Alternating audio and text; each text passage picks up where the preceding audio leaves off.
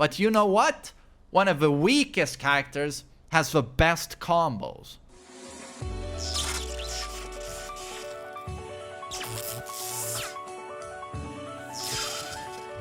What's up, guys? TheMainManSWE here, hoping you're all doing awesome as always, and it's my great pleasure to give you all a Season 4 breakdown of fellow Swede, Lars, or in English, Lars. And Lars has always been very, very weak in Tekken 7. He's always been kind of paying the price for what he was in his first game, Tekken 6, and the sequel to that game, Tekken Tag Tournament 2. In both of those games, he was very, very easy and very, very strong. Always a rather bad combination in Tekken, in my opinion. So in Season 3, I went so far as to say that he was the weakest character in the game, as he had no viable offense. He has some of the worst lows in the game, he has very big tracking problems, his mix-ups aren't very strong. Almost with anything you do in terms of trying to attack, you're taking huge risks. But he always had very good punishment, in my opinion, both block and decent whiff punishment. What has happened in Season 4 is that we've gotten some pretty cool buffs. Nothing earth-shattering that's going to, you know, make him skyrocket up the tier list. But I dare say that he's one of the characters that has gotten the most enjoyable buffs and changes. He now has the best combos in the game. I shit you not. And it's mostly thanks to his new attack here from Silent Entry, the Hurricane Axle. This completely transforms his combos. And he already in Season 3 had great wall travel, but now he has the most ridiculous wall travel you're ever gonna see, with his huge wall damage still. And characters that used to be the best at wall travel, like Julia and Geese, they have nerfed wall travel. And his wall travel in Season 4 is better than their wall travel in Season 3, with pretty much no execution. So Lars, he's gonna still have a hard time kind of, you know, launching you. But boy, oh boy, when he does launch you, it's goodbye. Goodbye, dear sir.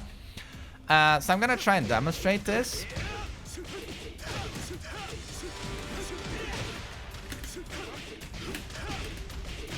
So this is very, very easy and 95 damage.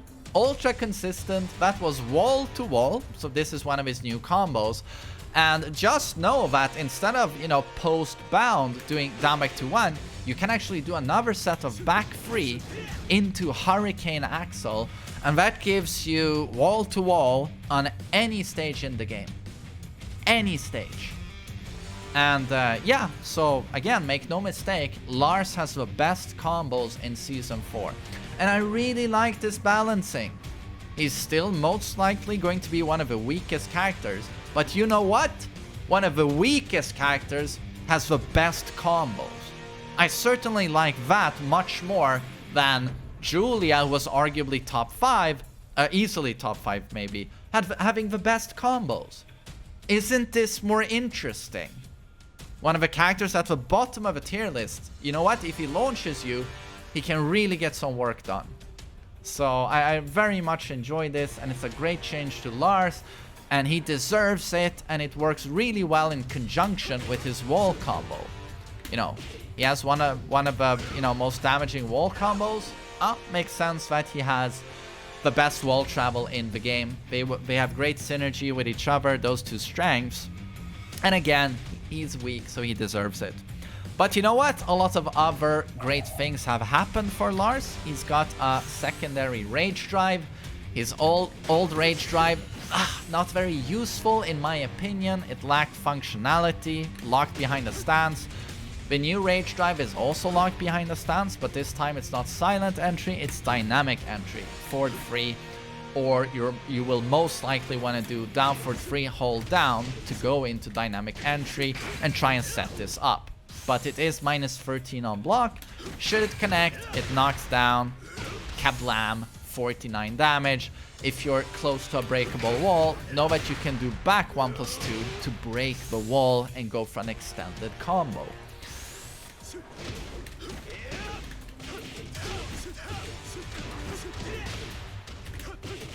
So as you can see, we can get some big damage now if you get a proper launch while in rage. So there is some utility to the rage drive. It's a very welcome addition to Lars. You know, big comeback ability. You have an interesting low mix-up now from dynamic entry. But the mid options are still kind of weak. They did buff dynamic entry free, but you know, it still comes out at 27 frames. Yes, it wall bounces, but in the open, it's just a knockdown. And you have dynamic entry too, but that needs a counter hit to be really scary. So if someone's turtling and just guarding, I don't see this mix-up being enormously deadly. And as the rage drive is minus 13 on block, you know, you're going to have very little health, you're in rage, and that minus 13 is probably gonna kill you. So this rage drive is nothing like mind-blowingly amazing, but for sure interesting mix-ups and very damaging on the wall. So other buffs we have is we've seen quite a few things happen to his counter hit game, which is very welcome. He still now doesn't have an amazing counter hit launcher in his neutral stance, but the back 4 counter hit did get a buff. It now does a very chunky 28. The follow-up neck break throw used to do 23. So that's 5 damage more. And that's a, you know, pretty significant and nice buff. His 10 frame counter hit string, 111, now does 36 on counter hit. Used to do 33. So that's 3 damage more. The last hit now does 20 instead of 15, and the second hit does 8 instead of 10. Yeah, how about that math? And then silent entry, downward 1, is now a counter hit launcher, as it should have been from the start, in my opinion.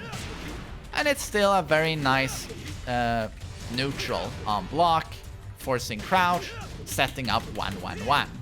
So definitely a nice buff to his counter hit game. The same effect is present now as well on his while standing 2-1, the second hit. Big launch, very nice.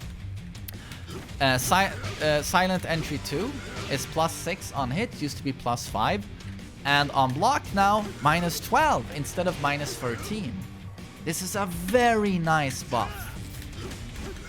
So Kazuya can't twin piston you anymore, and still a counter hit launcher. And then down back 4 now does 19 damage, used to do 17, and they're closer to you on hit. Very, very nice.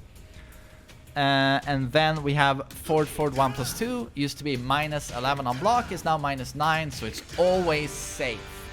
Again, it's a nice buff to a counter hit launcher. God, I'm getting so many execution errors. These stances confuse me so much still.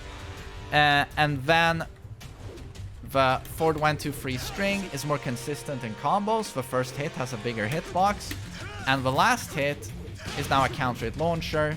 So it joins a lot of these strings that in season 3 got counter hit launcher on the last hit. So now you have the same with forward 1-2-3 in season 4. So that's very nice. Standing 3 got improved frames. It went from +5, I think, to +7. And on block used to be -12, it's now -10. That's not a big deal, but it's a pretty big deal that down back 1-3, this low natural combo string, got the same type of buff. Went from -1 on hit to +1. But that's pretty damn nice, but it's still going to be launch punishable if they duck the first hit, obviously, as it's low-high. And dynamic entry 3. Oh, here we go. Blam. That will now keep them closer on block. And it's now +6, used to be +5. So this is nice, but it's not, you know, super duper good. The move still comes out at 27 frames. That's very, very slow. But it's still something. And 4-1 does more damage. Second hit used to do 12. And while running free also has a lower hitbox, which will make it more often clip characters that are doing evasive moves, you know, that crush a lot of high attacks. So that's also a very welcome change. His wall running 3 is pretty strong at +8 on block. So those were the changes for Lars. And there's nothing here that completely changes him as a character other than, you know, the combo stuff really will set him apart from other characters. Makes him a lot of fun. Again, he doesn't have the best launchers, so it's very fair, and considering how weak he is in many areas. And I think he will still remain pretty weak, but you know what? These are good buffs, and if people were still to consider him the weakest character, know that the distance on a tier list between the weakest character and the best characters, it's shrunk quite a bit in Season 4. It really has. The weakest characters have come up and the best characters have come down a little bit. So Season 4 is looking real good, and I really can't wait to play a lot of Lars. He's so much fun. So I hope you enjoyed the breakdown, and have a nice day.